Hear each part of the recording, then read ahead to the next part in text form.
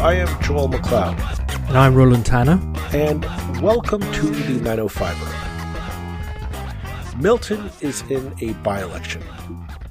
Former Minister of Red Tape Reduction, Parm Gill, resigned to run for the federal Conservatives under Pierre Poilievre. This sudden move by Parm Gill left Doug Ford surprised and seemingly stumbling to find a replacement in Milton. This background has positioned what is normally a sleepy and boring affair into a matter of some urgency for politics in the 905 and Ontario at large. In a surprise announcement, former town councillor and mayoral candidate Zee Hamid said that he would run under the Ontario PC banner for the election. It was presumed that newly elected Ontario Liberal leader Bonnie Crombie would seek out a seat for the Legislature in Milton, a riding that neighbored her old federal seat, and one that she would be very familiar with. A chance to showcase her bona fide to the electorate and earn a seat for the still not official party status Liberals in the Legislature. Instead, the Ontario Liberals announced that they would run Galen Naidoo-Harris instead, son of Indira Naidoo-Harris, a former Liberal cabinet member. The stakes are high for both parties in this by-election. Doug Ford needs to keep this seat blue and send a message to his supporters and the electorate at large that the people are still on side with his policies and government despite numerous scandals and controversies. On the other hand, Bonnie Crombie needs a win here to prove she and the Ontario Liberal brand is still competitive in the 905 and to start crafting her narrative for the general election in a few years. As we've stated numerous times on this podcast, the 905 is where governments are made or broken in Ontario and Canada. This time seems to be no different. We are familiar with the candidates in question. We had Zee Hamid on before when he ran for mayor of Milton's last municipal election. We tried to bring him back this time. However, there was no response to our inquiries from his team. Galen Naidoo-Harris is no slouch either, and is familiar with the issues that matter most to Milton. So, with such high-caliber candidates running for the Ontario PCs and the Ontario Liberals, we wanted to wade through the hype and make sense of what's happening on the ground. To that end, we invited onto the podcast Sabrina Nanji to dive into what is going on in Milton. Sabrina is a journalist and founder of the QPObserver, the most read newsletter at the Ontario Legislature. She is an 8-year veteran of the QP Press Gallery. You can subscribe to her newsletter at QPObserver.ca, and a link will be included in our show notes. We highly recommend it to stay ahead of what's going on in the back rooms of Queen's Park, and we are very grateful for her taking the time to join us today. And as a friendly reminder that for our paid subscribers, you will find a link for the 905er Extra Minutes in your email for what Roland and I had to say after our chat with Sabrina concluded. You can get the link and the email in your inbox for only $5 a month. You can sign up by visiting 905er.ca and clicking on the Supporter tab, or by clicking on the link in our show notes. You looking to make the most out of this life and optimize your personal wellness? Then check out the Natural Man Podcast. Join me, host Mike C., as we explore all areas of human wellness, physical, mental, and emotional. Learn strategies to optimize your own well-being and be in the driver's seat of your own health. Remember, your doctor works for you. Learn biohacks, neurohacks, ways to improve sleep, and ways to optimize your body and your mind. Check us out on Apple, Spotify, the Fountain app, and at naturalmanpodcast.com. Okay, well, thank you to Sabrina Nanji from the QPObserver. Thank you very much for taking the time from your very, very busy schedule to come on today at the last minute, because we have last minute information to add into this episode. So we're very excited to have you join us, Sabrina. Thank you very much. Yeah, happy to be here. Okay, so Milton by-election. Normally these are sleepy affairs that nobody cares about, but this one seems to have, I think it has a bit of an undercurrent of urgency to it. It just, can you maybe give our listeners a bit of an overview of kind of what's at stake in this election, kind of lay the the chessboard for us, if you will. Yeah, so the Milton by-election is obviously to replace Parm Gill, who was the red tape reduction minister up until earlier this year when he decided to run for Pierre Poilievre federally. And I guess surprisingly, I mean, my sources in the close to the premier's office and in the premier's office are telling me they were completely blindsided by Parm Gill's departure. And I think a lot of people were questioning, why leave now when the federal election is still a ways to go. So it kind of created a bit of a scramble for Ford at Queen's Park, and now he's got to deal with this by-election. There's also another by-election happening in Lambton, Kent, Middlesex to replace Monty McNaughton. It's going to be a doubleheader on May 2nd, but I think the stakes in Milton are a lot higher because Milton was a very close race. And I think we can go as far as to call it a swing seat, right? Like the PCs only won it by 4 percentage points in 2022. And they obviously want to hold on to the seat. It's not going to make a huge difference in the standings at Queen's Park. The Conservatives still are going to have a whopping majority. But this has really turned out to be a very close race between the Liberals and Conservatives in particular. I mean, obviously for the Ford government, a by-election is an opportunity for the public to send a message. And while the premier is doing pretty well in the polls compared to the other parties right now, he's had his fair share of scandals and policy walkbacks. So I think, looking at those numbers and how the Conservatives, perform is going to be really telling. And meanwhile, on the Liberal side of things, we've got new leader Bonnie Crombie, and these are going to be the first by-elections, with her officially as leader. Meanwhile, the Liberals have been inching, closer to recognized party status. That gets you a lot more resources in the House, speaking time, money for staff, that sort of thing. And so they're 3 seats shy of that. And so I think that the stakes are very high for them right now. They've both picked, I guess, as they see, strong contenders. The PCs have Zee Hamid and, former councillor there, 3-term councillor, and the Liberals have Galen Naidoo-Harris, who is the son of Indira Naidoo-Harris, the former MPP and cabinet minister for the Liberals. And he's also been a staffer. He's worked for Adam Van Coverden and Charles Sousa nearby. So the stakes are really high. We've seen both leaders, pounding the doors, hitting the pavement. And there's a few, issues, I guess I could say, local issues that have come up and that I think could have a big impact on this, because as you said, by-elections typically are sleepy affairs. They also tend to have really low turnout. And so it's really going to be up to these two parties in particular to really get out the vote, we'll dig into some of the issues, I'm sure, but really, get their people to show up to the polls, because you're right. I think the stakes are really higher than they normally are. I mean, it is, as you say, Milton was a Liberal riding as recently as 2018, when it was actually Galen Naidoo-Harris's mum who was the MPP at that point. So not long ago at all. The obvious question, and something that we actually discussed on the podcast a few weeks ago, is why on earth is Bonnie Crombie not running here? This is just down the road from her old riding. It's very much her kind of territory, if you like. It seems like you've got a really good chance of winning here.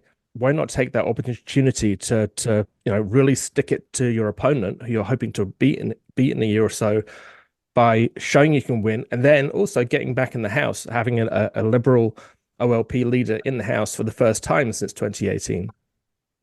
Yeah, you're absolutely right. And there was a lot, I guess, that went into the decision-making process. I mean, Bonnie Crombie kind of waffled a bit, said she's still thinking about it. She took a really long time to figure it out. And I guess she was weighing her options, right? You mentioned she doesn't have a seat in the House, and the previous Liberal leader, Stephen Del Duca, didn't have a seat in the House. He was a former minister. Change election 2018, a bunch of Liberals lost their seats, right?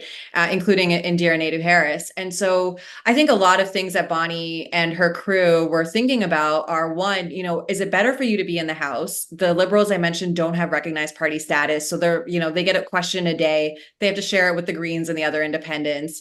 It's not like automatic, or something where, if you're official opposition leader like Marit Stiles, where you can really be hammering the premier and get those social media clips, hold his feet to the fire. Bonnie Crombie also is a bit of a media darling. I mean, she's been showing up to the media studio at Queen's Park, even though she doesn't have a seat. And it's always a full house. I mean, everyone in the press gallery, we're always there. We're always asking her questions. And so I think, no matter what she's saying, she's still going to get the coverage, whether or not she's physically at Queen's Park full time. I think also for a lot of Liberals that are close to her that I'm speaking with, they're saying that, fundraising is a top priority for them right now. I mean, obviously money matters. Election, they really want to mount a competitive campaign against the Ford Conservatives, who are, have blown the rest of the parties out of the water. I just did a roundup in the newsletter of Q1 fundraising. The PCs were at like over $1 million in the first quarter of the year, and the other parties, were way behind on that. And so I think that a lot of people think Bonnie would be better suited, going to shake hands and kiss babies and tour and introduce herself and even define herself, because the Ford Conservatives and, Styles' NDP have been taking out ads. The Conservatives are spending a ton of money to, paint Bonnie Crombie as the queen of the carbon tax. So I'm sure she needs to go out there and really, define herself before her opponents are doing, which they're already doing. There was some talk about a salary there as well. I mean, Bonnie Crombie is getting paid about $185,000 annually from the party. She would take a little bit of a pay cut if she were to have it, to be a sitting MPP. And then also, I think, officially, as Bonnie says it, they were doing polling in the riding, sort of polling her prospects. I have heard from both Conservatives and Liberals that they're both worried about how their own team is doing. So I think that just says it's going to be a very close race. It would not be a good look, obviously, for Bonnie to lose that seat. And I wonder if it was a little too close for comfort to have, their new leader. It would be disastrous if she lost. Of course, it would be a win if she won, but not so much on the other side. So for now, she's sitting this one out. Well, I mean, there's something to be said, though. I mean, politics is it's a competitive sport. At some point, you kind of have to get in the ring and take your shots on your opponent. I kind of, well, and I've gone back and forth, say how, as much as Doug Ford and Mayor Styles are trying to frame Bonnie Crombie, it's something then to step in the ring, take your shots, win, and then really say your attacks don't have any effect on me, and I'm taking the fight to you, because I think that's something Doug Ford hasn't really had in his entire term in office. Is really an opposition that really kind of, no, I'm taking the fight to you, and the fight's going to be on my terms. I'm the one defining the fight now. I also wanted to point out, in your newsletter, Sabrina, that you were pointing out that Galen Naidoo-Harris wasn't their exactly first top choice. There were a few people that were being mulled around, and that sends me a signal that the Liberal brand might be a little bit more tarnished than we initially thought. I mean, you were talking, there are a number of town councillors that were being rumored to be wanting to step in their toes in the water, so to speak, and then, always backing at the last minute. And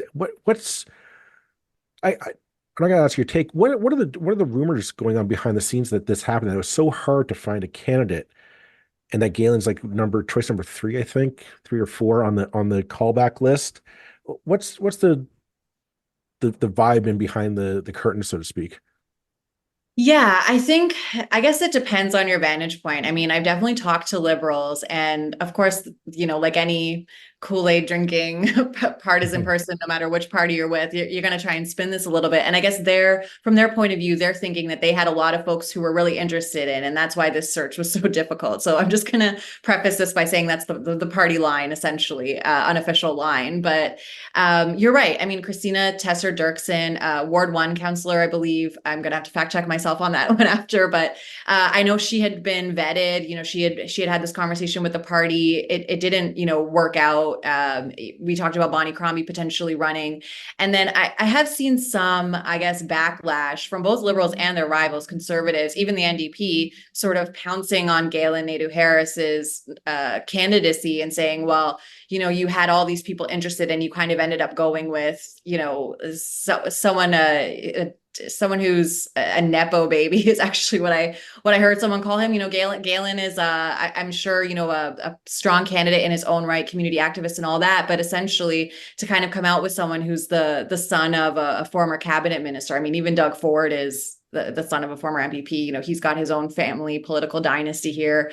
So I don't know if that will help or hurt Galen, but of course he's got that name recognition, which in a by-election can certainly help you. But you're right. I think in terms of the Liberal brand, it definitely needs like some revival here, right? And since 2018, there's been a lot of attempts at that. And now they think Bonnie Crombie's the one to really, pull them out of this. And I do think that she's starting to do that.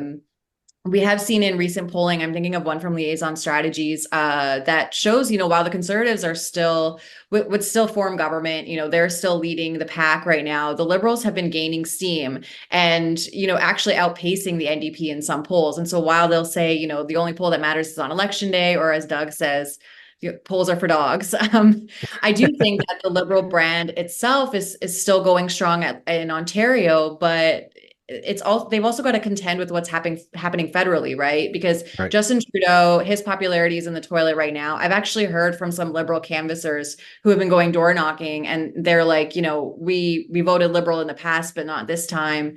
And so it will be very interesting to see. I know some Liberals are saying that Bonnie can't win until Justin Trudeau loses, and Ontario has this weird history where you've got one party at Queen's Park and then the opposite on the Hill. So like right now we've got Conservatives at QP and Trudeau and the Liberals over in Ottawa. And so I do think that, how the federal election plays out is probably also going to really have an impact on Ontario in 2026. On that note, is that kind of the Ontario Liberal playbook on this in this campaign? Because I'm seeing a lot of overlap between what they're doing right now and what Stephen Del Duca did prior to the last general election. And that polls show that the Liberal brand was kind of on the rise and whatnot. And then he infamously did not seek a seat in the legislature. It was kind of this, I know COVID hit and that was a whole thing, but I'm seeing a lot of overlaps here. And is that just it? Is that the Liberals are hoping, okay, history will prevail. The electorate will turf out Justin Trudeau. They'll elect a Conservative government in Ottawa. And as Ontario does, they'll turf out the Tories at Queen's Park and elect a Liberal government to Queen's Park. Are they just kind of taking history for granted here, do you think? Yeah, that's a great question. And certainly it is the attitude of some Liberals. They think Trudeau's got to go, and then that's the only way Bonnie's really got a chance here. And I kind of wonder if, Doug Ford's camp is feeling the same way, but, just with opposite people, like the reverse situation. We know there's no love lost between him and Pierre Poilievre. And I do wonder, if there is, Pierre Poilievre and the Conservatives end up winning federally, what is that going to mean for Doug Ford with an election, we expect not shortly after the federal one. So you're right. It's really a big question of how this plays out. And also, I think a lot of voters who are angry at, basically any incumbent government right now, but especially federally, in by-elections, I think this is just the first chance to punish some politician, and they might take out, their frustration with Trudeau on Bonnie Crombie.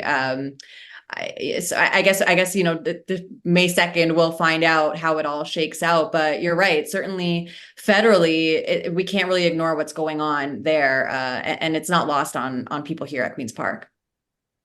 The other sort of major point in this by-election, we're talking as if it's a two-horse race, and I think we're talking that way because it is a two-horse race. It's between the PCs and the Liberals here, and I guess. Some listeners might be going, well, aren't the NDP the opposition, the official opposition in this province? And point being that, yeah, they are. But after the last election, in those kind of classic 905 ridings, the Miltons, the Oakvilles, the Burlingtons, the Mississauga kind of ridings, the OLP are very much the closer of the opposition parties. And I think that's sort of the one thing Stephen Del Duca did manage to do was not win any seats, but actually to get the OLP back to kind of second place where they had been pushed into third place in 2018. Now, why am I going on that kind of diversion there? To come up to the next point, which is that Zee Hamid, who we spoke to during the last municipal election, and who was a really good, the best candidate to ever run against the long-standing mayor of Milton, and to really give him a run for his money, and who struck us as being a very progressive, really an obvious liberal candidate, but he's running for the PCs. How did that happen? I mean, if you're going to ask me who should be running for the Liberals, if not Bonnie Crombie, I would have said Zee Hamid. Yeah, I don't want to scoop myself, but I am kind of working on something around that, Zee's background and I guess, liberal past. So stay tuned. But you're right. I mean, there were a lot of questions about that. I mean, even when he was rumored to be the candidate, even conservatives were like, what? Like, we're going to get a liberal? And I guess they did. And now, of course, Zee is singing a different tune and saying Bonnie Crombie's not it. Doug Ford is it.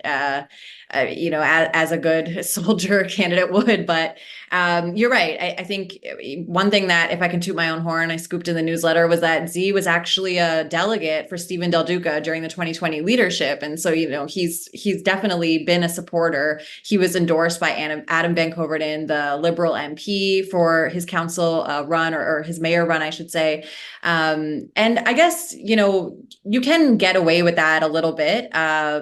Because obviously at the local level where Zee was, you technically don't have a party affiliation. It's like an unofficial thing. And so I think that at this point, he's the candidate and now he's got to be drinking the Kool-Aid with the rest of the conservatives. But I wonder also if this is going to have the impact of taking some of those liberal votes away, because if you're a liberal voter and maybe, you're kind of in the middle or you're on the fence and you see a liberal leaning guy running for Doug Ford, maybe that's your happy medium there. But definitely when Bonnie was still rumored to be the candidate, I know that a lot of conservatives were wanting to rush, and they were, among the first to nominate a candidate of the main parties for Milton. And I think maybe now that Bonnie's not the candidate, perhaps they're thinking we should have maybe taken our time. I know that they were hoping someone like Lisa Raitt, who would obviously have been a heavyweight and, probably blown anyone else out of the water, even Bonnie Crombie, if she was the Liberal candidate. Lisa said, no, she's dealing with her family stuff now. She's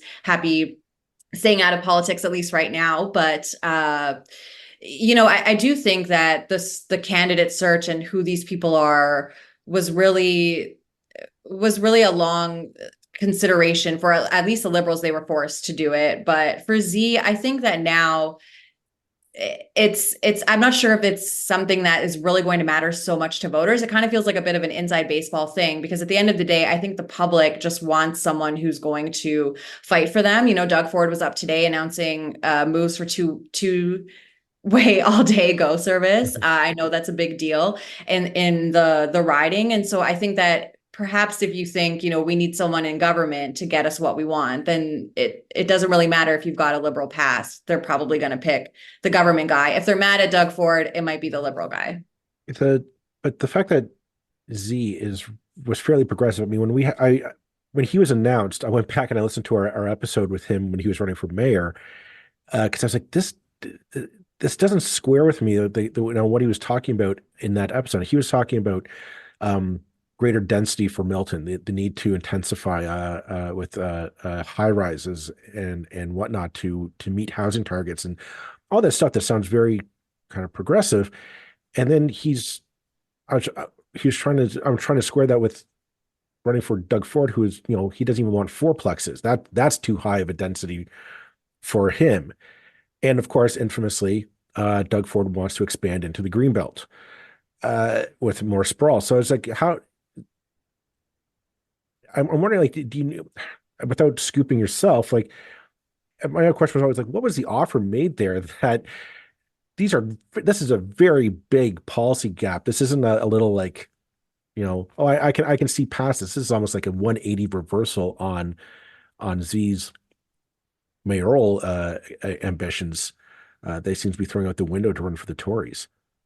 No, you're absolutely right. And it sounds like you guys are in the same boat as me, that Zee has not called you back yet for an interview. No. Where these differences, right? I know. And he's got a lot of explaining to do, which I'm sure he's having to do at the doors. But he did actually promise me an interview in the beginning, put me in touch with his people, but I haven't heard back yet. But you're right. I mean, he sort of square these changes. At the end of the day, I mean, politics is politics, and I guess people are allowed to change their mind. But you're right. I mean, it does raise a lot of questions about why this guy. Okay, on that note, I do want to, maybe this is a chance to vent or be somewhat unprofessional, but so be it. It's my podcast, our podcast. We can decide. But you've tried to reach out to Zee.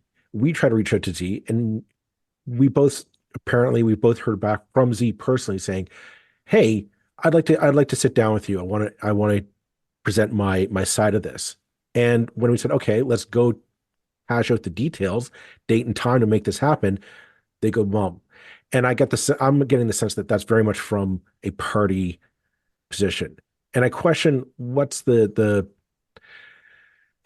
I guess what how happy is he going to be if he wants to talk about the issues and he wants to voice his opinion, but clearly he's being muzzled right from the get-go in the campaign period from talking with you or I. Yeah, this is something, I guess Zee, like, I did have the same experience. He said, we'll talk. I did ask him, I told him, I'm going to be publishing all this stuff that conservatives and liberals are saying about you in your liberal past. Like, I really want to give you the chance to address this. I got a canned statement from the party. And so that's it. And, he's not the only conservative candidate. I mean, infamously, especially during election time, like general election time, conservative candidates don't speak to reporters. They don't even show up to like their local debates. Mm-hmm.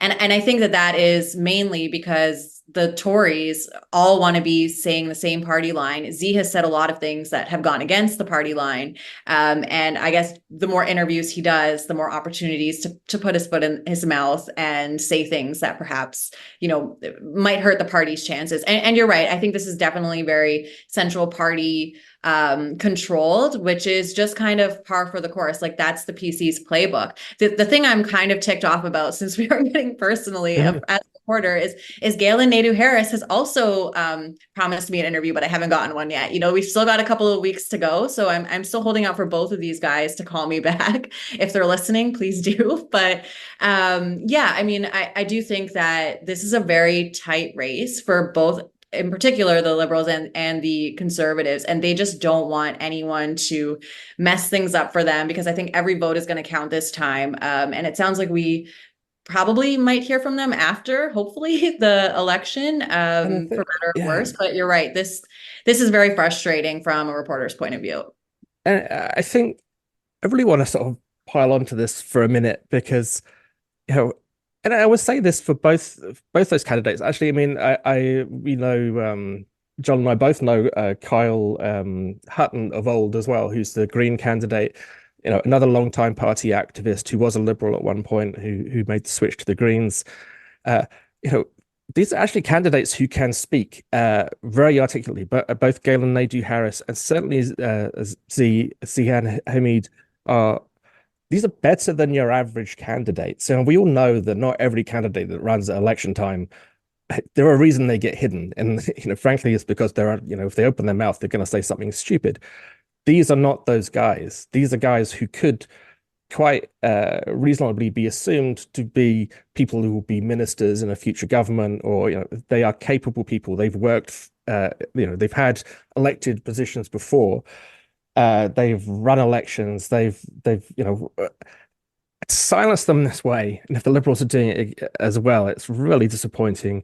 It's so damaging to our democracy, I feel. It's like, please, shouldn't we not be treating the electorate with the respect that they get to hear the person speaking off the cuff, without notes, without having it all fed to them by the central party, particularly when these guys actually are more than capable of holding an argument, of defending their track records. It's really disappointing, isn't it? I mean, not just frustrating for us as people who are trying to put interesting stuff out there for people to read and to learn more about the by-election, but just for the sake of democracy, if that isn't too grand. No, you're absolutely right. It's incredibly frustrating for us even to be able to do our job, but also these guys are going to be potentially representing a whole bunch of constituents. So don't these people have a right to know? And this goes beyond, just talking to someone at the doors or at a debate. I think that I remember when Sam Osterhoff, conservative over in Niagara, who has had his fair share of controversy for things that he said. And Patrick Brown, who was leader of the Conservatives at the time, was kind of keeping him, away from reporters until after that by-election that he won handily. And of course, Sam Osterhoff is still a politician now. Everyone knows his controversial stances on same-sex marriage, on abortion.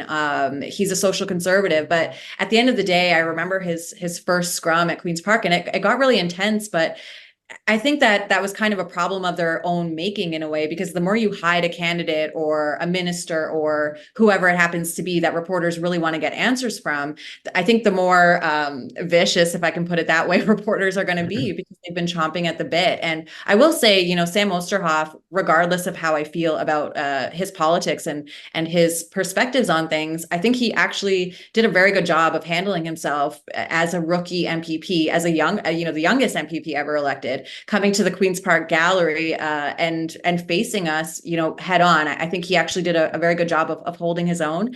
And it kind of felt like it really didn't need to be this big fight in a way, and to create more problems and more bad headlines. You don't want so-and-so muzzling a candidate. What have they got? And you're basically saying, after all, I mean, at the end of the day, you're saying, this leadership has chosen this person to run in your riding, and we don't trust them even to speak.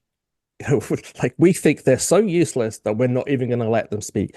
And that's honestly a shame in the case of the candidates that are running in Milton, because I'm pretty sure, just what we know of them all, that they're actually decent candidates and they should be heard. But it's so frustrating. And like you say, I think ultimately it damages.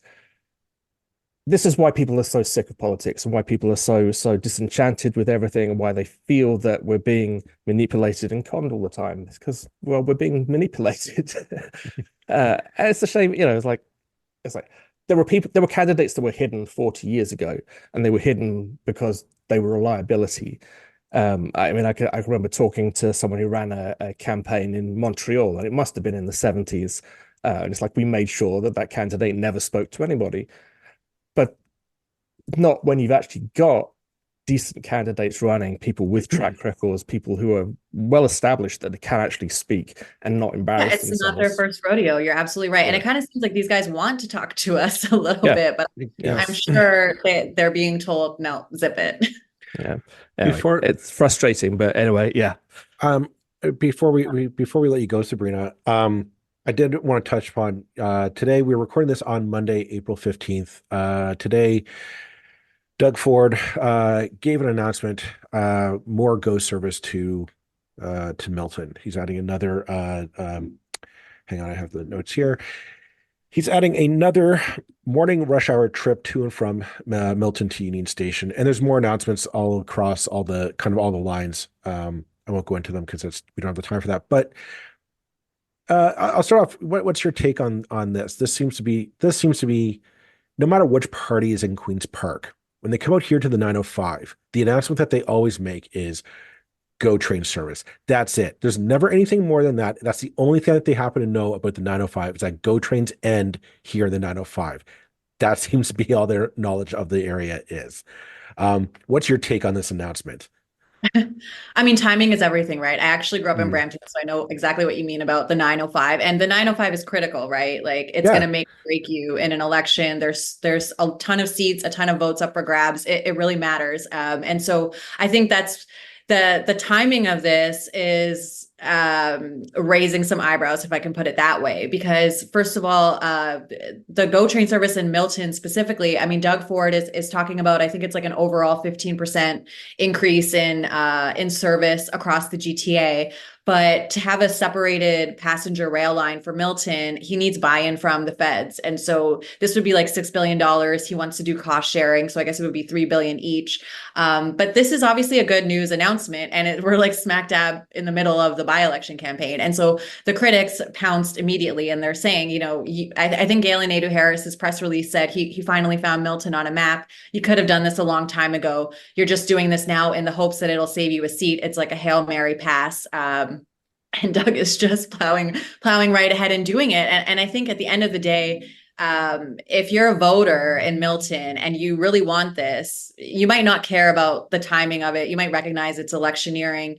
You might think we're going to get what we want if we vote for him. And hopefully, I think increased transportation in any way is always a good thing as someone who did grow up in the 905. And so I don't know, how much the timing of it is really just the politics of it. And if it's really going to just be, if it's really going to become like an issue to local voters. But you're right. I think, Doug is defending it, saying it's nothing to do with the election. We want to do this anyway. We support Milton, yada, yada, yada.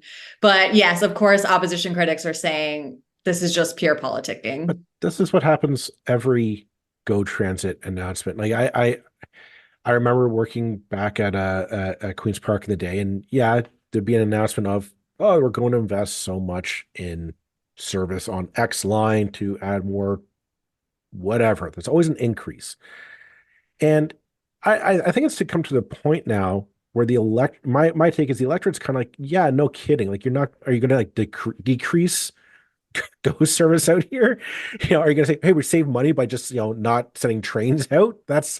Everybody's expecting, no, you're just going to increase the frequency of trains. So this, and I'm not saying this as a slight on Doug Ford, because I think, if Bonnie Crombie was premier, she'd be doing the exact same thing. This is just, it's a natural kind of progression. The government should just be increasing service gradually to all the service. Like eventually we should have 24-hour service across all the lines eventually. And I'm just, so my take on this is this just Queen's Park kind of taking the 905 for granted of, look, we're giving you more train service, but anything really innovative on public transit, saying like, we're going to give more money to municipalities to increase public transit for underserved communities, neighborhoods that really need public transit. Where's that announcement? I guess is my take. And this isn't specific to Doug Ford. That's just, I think, is just something critical of Queen's Park in general, regardless of the party. Yeah, no, I think you're right. It's definitely low-hanging fruit and probably just something, someone said the Conservatives are feeling antsy and a bit nervous about their prospects right now. So of course there's going to be something in Milton. This was actually already kind of talked about already from Doug Ford before the by-election call. But I think that especially in by-elections, we talked at the outset about, low turnout and getting people out. I think there are like a couple of local issues that Doug, he talked about it today again, that Campbellville quarry. There's a lot of opposition to it in the community. And he's kind of changed his tune a little bit today from a few days ago, where initially, he had promised to cancel it.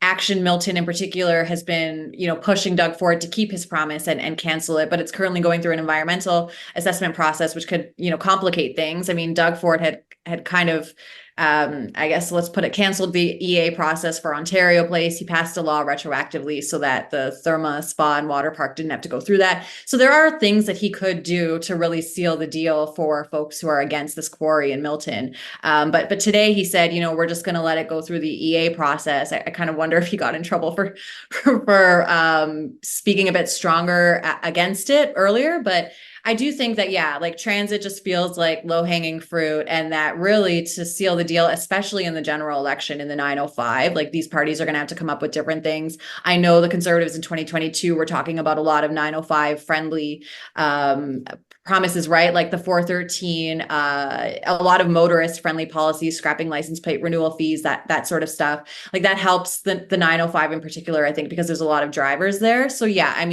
right now it's a Milton by-election, but stay tuned because I'm sure there's a lot of other eye rolls and transit announcements coming.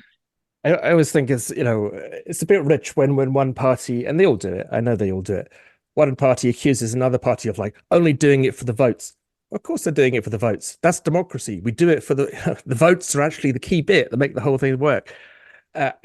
we could raise gas plants, we could raise all kind of announcements that have been made by governments over the years, and how dare you do it at the most favorable moment for your own interests is kind of, I think, a pretty lame criticism. But do you think, we've been talking nationally and provincially ad infinitum over the last couple of years about housing policy.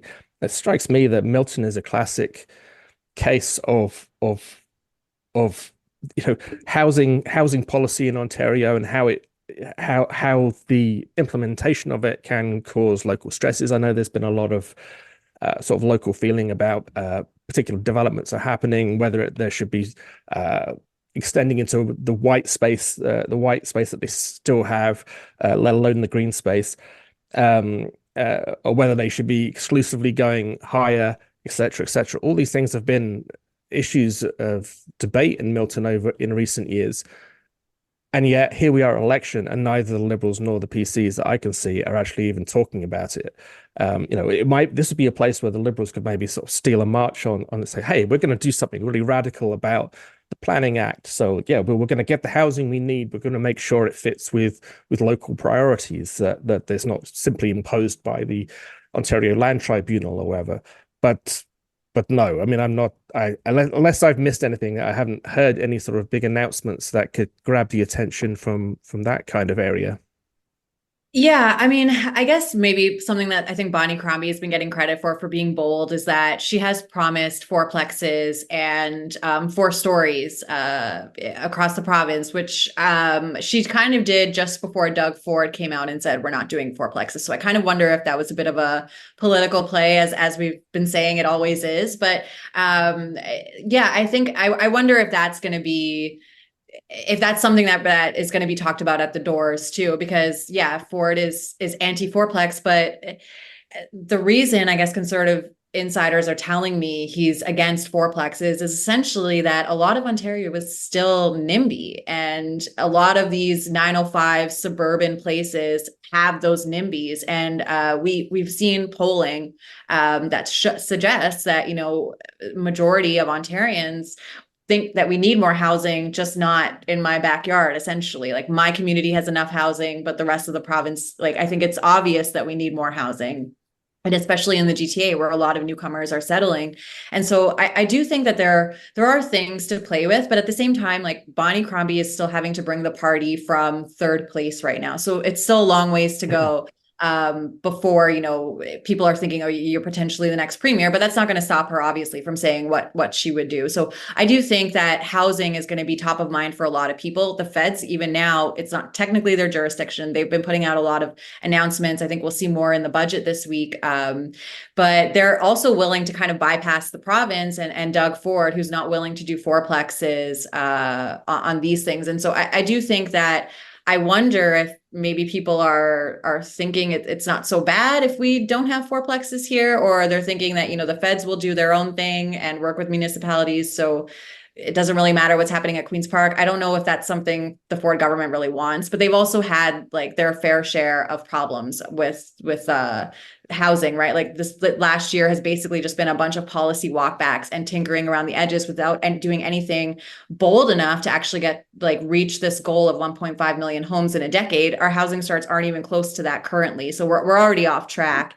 But I do think that the Conservatives need to be bolder, because if we're standing in an empty, Bonnie Crombie or Marit Stiles is standing in an empty parking lot in 2026 saying Doug Ford promised there would be housing here and there's nothing, I think the Conservatives might be riding high in the polls right now, but I think that's going to be really damaging for them come 2026.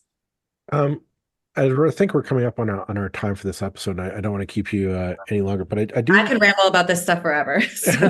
So could we, and that's why I think we're going to cut it to an end. But I do want to ask one final question, and I don't want your opinion on this, but I'm wondering if you've, in your discussions with the PCs and the Liberals, what is both party worried about should they lose this by-election? So, just to be clear, if Zee loses, what are the Tories taking away from that? And if Galen Naidoo-Harris loses, what are the Liberals going to be taking away from that going forward into a general election? Yeah, that's a great question. I think for the PCs, most and a lot of them are worried, right, on like both sides of the fence here. And so I think it feels a bit touch and go for each, the Conservatives and the Liberals. But you're right, like the Conservatives, I think it's going to be a bit of a wake up call for them, because right now they're still, leaving the other parties in the dust when it comes to polls. But an election is an election. They'll probably hang on to Lambton, Kent, Middlesex. That's been a Conservative stronghold from the get go. And so I don't think they're worried about that one. But obviously, Milton, if you're losing and you're losing to Bonnie Crombie in particular, I think that Doug Ford is going to be even more shook. I mean, he's attacking Bonnie Crombie at literally every opportunity he has. They've been spending a ton of money to take out attack ads against her. I mean, we've barely talked about Marit Stiles and the NDP, and that's kind of like just par for the course at Queen's Park. It's like Marit who. And so I think that, for the Conservatives, it's going to be, well, we really should be afraid of Bonnie Crombie. If Bonnie Crombie loses, I think that it might not necessarily be on Bonnie Crombie, because this was, a Conservative incumbent. I think that they'll probably try and convince themselves that it's not as big of a loss. But certainly this is an opportunity for Bonnie Crombie to say, look, I'm the new leader. We're third place. We still won this by-election. They won a couple of by-elections just before she became leader. They could get that party status. So I do think this is really, the stakes are almost the highest for Bonnie Crombie, because this is her seat to poach from the Conservatives. And she could kind of flex all that stuff that she was talking about during the leadership, being a strong fundraiser, being popular in the 905. She was mayor just next door in Mississauga. So I do think that if she loses, the Liberals will be licking their wounds quite a bit, and it's not going to be a good showing for her. But at the end of the day, I think the biggest loser is probably going to be Marit Stiles and the NDP, because we haven't really been talking about and their official opposition, right? I know the Greens are actually doing well in Lambton, Kent, Middlesex, so that's like another offshoot story that I've kind of been following too, just to see how the Greens pick up on things, because they obviously had a historic win in Kitchener Centre, not too far away, and grew their party from 1 to 2. So I am curious to see if the Greens can kind of increase their vote share a little bit, especially in a by-election. It would be a really tough feat. Okay. On that note, thank you very much, Sabrina, for taking the time to come on, and we'll see how this goes. And maybe I think we'll probably have you on again in this future episode to talk Ontario politics as well, probably closer to the general election, I would imagine. But thank you very much for your time today. Thank you very, very much once again. Yeah, thanks so much for having me. Hi, I'm Connie Thiessen, the host of Broadcast Dialogue, the podcast. We focus on Canada and the challenges facing Canadian radio and TV, as well as highlighting those moving the industry forward from podcasting and streaming to new broadcast tech. Check us out at broadcastdialogue.com or your favorite podcast app.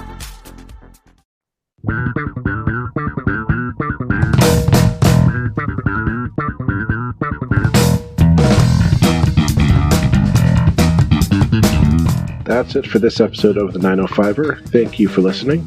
As always, you can send us your feedback, thoughts, and concerns, or ideas for future episodes to our email, info@905er.ca. We love to hear from you. You can help us keep the 905er going by financially supporting us through Patreon as well as PayPal. Visit us at 905er.ca and click on the support tab. As well, links are in the show notes for your convenience. Lastly, you can find us on social media. Search for _905er on Facebook, Twitter, Instagram, and LinkedIn. So long for now. See you next time.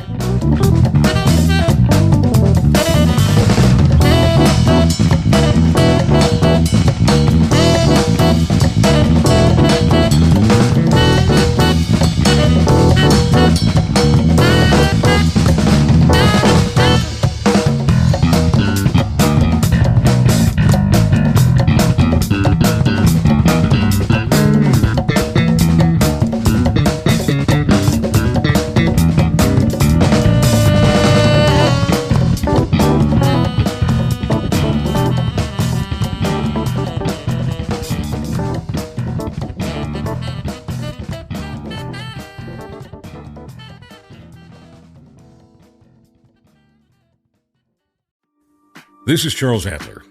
After a few years of working on radio and television, The Charles Adler Show has evolved to a natural place in 2023. YouTube, podcast, and open RSS. You'll hear the show as it always has been delivered, concise, with context, clarity, and empathy. And as a bonus, the guests will be natural-born storytellers who won't fear telling stories that are personal and emotional. They won't fear uncomfortable questions. Most important, they won't fear me. Follow me on Twitter @CharlesAdler and subscribe to the show wherever you get your podcasts.